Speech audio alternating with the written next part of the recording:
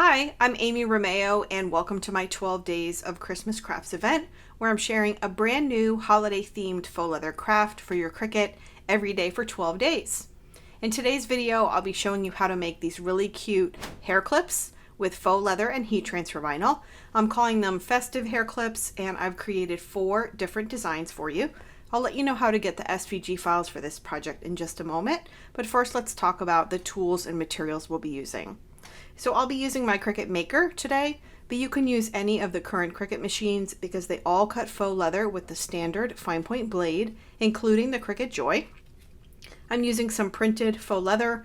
I'll leave links to all of my supplies and materials for you. And then some regular heat transfer vinyl. This is Caesar Easy Weed in white, and then I'm using some Caesar glitter heat transfer vinyl also. To press the heat transfer vinyl onto the faux leather, I'll be using my Cricut Easy Press Mini, but you can use a regular Easy Press or a traditional heat press. I also have a heat pressing pad and then a protective cover sheet. This is a Teflon sheet that I've trimmed down to size, but you could also use butcher paper or parchment paper. I have a weeding tool, some scissors, and some blue painter's tape.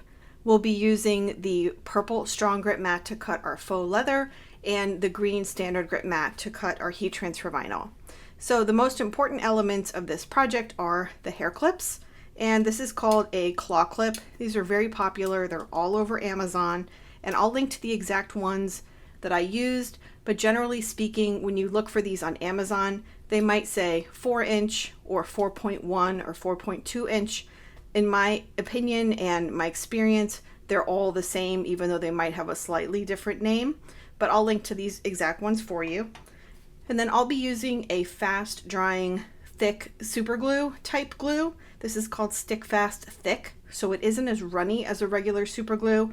I recommend a fast drying glue for this project because it is a little tricky to get our piece of faux leather glued down and sort of held into position on the claw clip. But I do have another video for you where I showed you how to use a craft glue and some little mini clothespins to hold it in place, and I'll leave a link to that for you.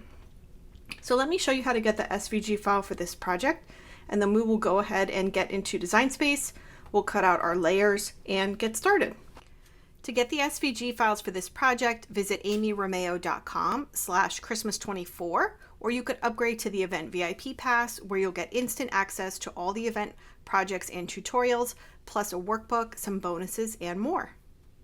Starting with a blank canvas in Cricut Design Space, you'll click on Upload and then Upload Image, and you'll browse to where the unzipped SVG file for this project is saved on your device. Click on it to select it and then click Open.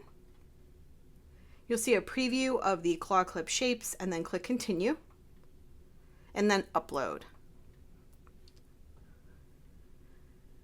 So you can see the 4 designs I've created for you for this tutorial here. I've got little snowflakes, ho ho ho, some peppermints, which is the one we'll be making today, and then a Santa belt.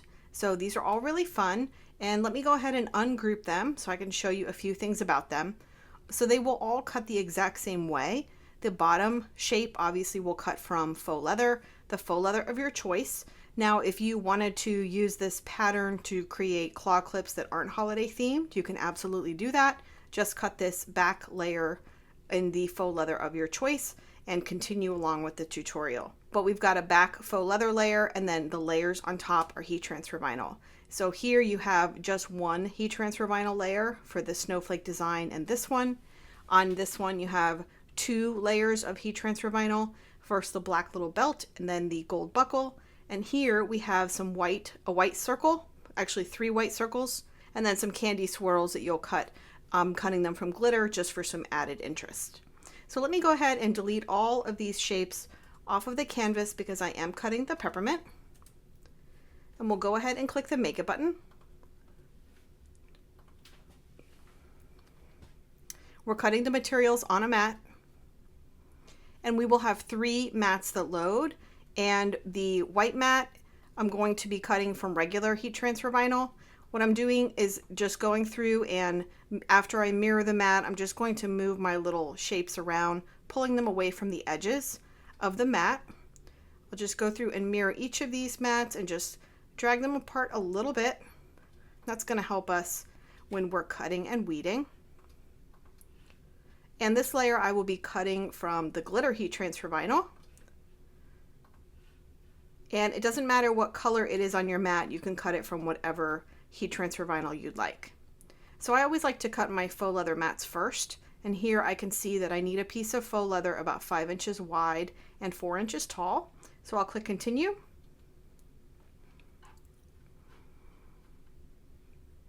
And I'll be cutting the faux leather mat using the faux leather paper thin setting. If you don't have this bookmarked as a favorite like I do, you can click on Browse All Materials and search for it. If you're using the Explorer Air 2, you'll need to turn your dial to custom before you can find this setting when you search. So faux leather paper thin, and I always choose more pressure.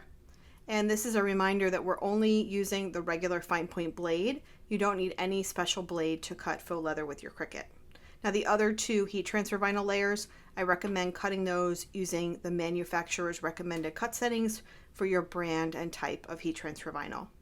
Okay, let's hop back over to my overhead camera and we will begin our project. So I've gone ahead and trimmed my faux leather sheet down to that size I noted in the matte preview screen.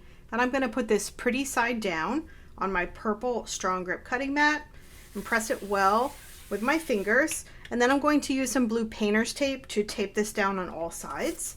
And this is going to help our material stay put on the mat and keep it from shifting while it's cutting.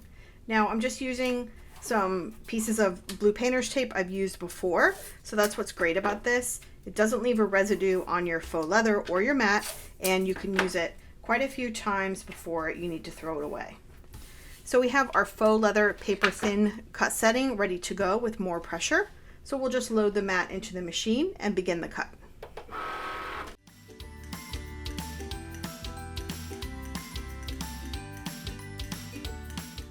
So the cut has run one time, and I always like to take my sharp weeding tool and lift up the edge just to see if it looks like the cut went all the way through. If it did, you can unload your mat. If it didn't, don't worry, that's very common when cutting faux leather. You can repeat the cut by pressing the cut button again as many times as you need to, as long as you haven't unloaded your mat. And that will just repeat the cut over and over again until the cut is complete. But this one looks good, so I will unload my mat. Remove our little shapes. So we have one shape for each side of our claw clip. See how that fits like that? Has a little bit of a scalloped edge all the way on the sides, which is fun. And I already have trimmed my heat transfer vinyl little pieces down to a smaller size. Now I'm going to return to Design Space and cut out my heat transfer vinyl mats using my green standard grip mat.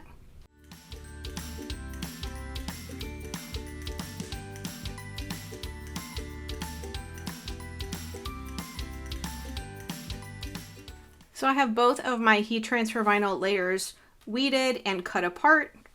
And I have my Easy Press Mini set to the low setting. That's that first green line. If you're using a regular Easy Press, I would set it to about 265 degrees to start pressing heat transfer vinyl onto faux leather. So I'm just going to take my first little faux leather shape, place it here on my heat pressing pad, and then I have my peppermint layer, that sort of base layer, and all I'm going to do is line it up. I want the little middle circle there to be in the middle of my shape, and then the other two will line up perfectly. I'm just going to cover with my little cover sheet and press for about 5 to 10 seconds.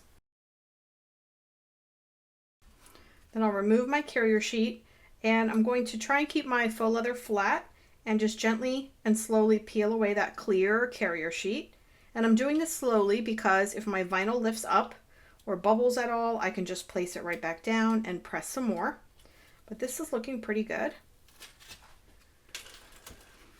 So now we have our peppermint candy base layer, and then we'll find our little peppermint layer. Again, we want it to be slightly curved up, so you'll want to make sure that your little peppermints are going the right direction, and they will perfectly line up on that circle layer. And again, we'll just cover and press.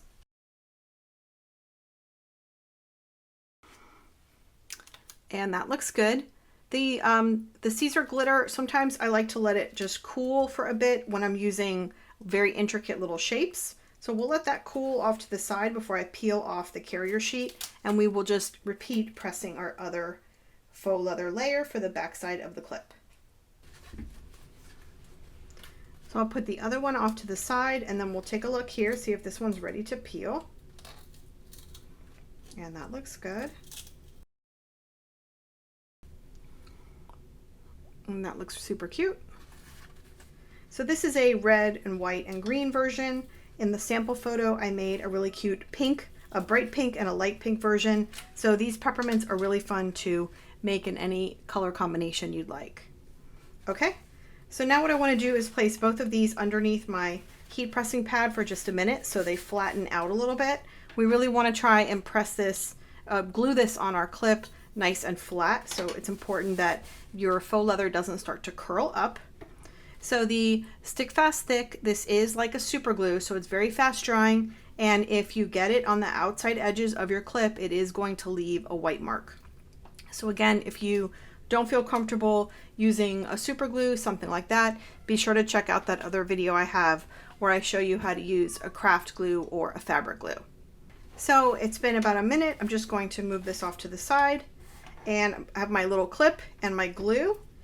And let me get a little piece of scrap paper just so I don't glue on my surface. Now, the way these work, there is a border purposely that shows the pretty color of the claw clip that goes all the way around. So you don't want your glue to go all the way to the edge. You want to keep your glue pretty much right above and below this little cutout here on the side, and a little bit here and here. So we're just going to go for it.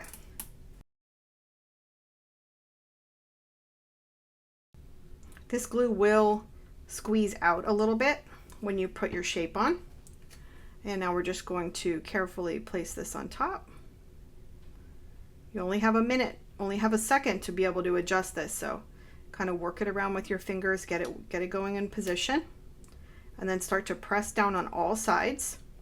And hopefully you don't have any glue that's sort of leaking out of the edges. There we go. And that looks pretty good. So now I'm just going to repeat that on the other side. So here's a look at the completely glued hair claw clip. These are really fun, and I hope you enjoy making the various designs that I've provided for you in the SVG download. And I can't wait to see your finished hair clips. Thanks so much for watching, and I'll see you in the next video.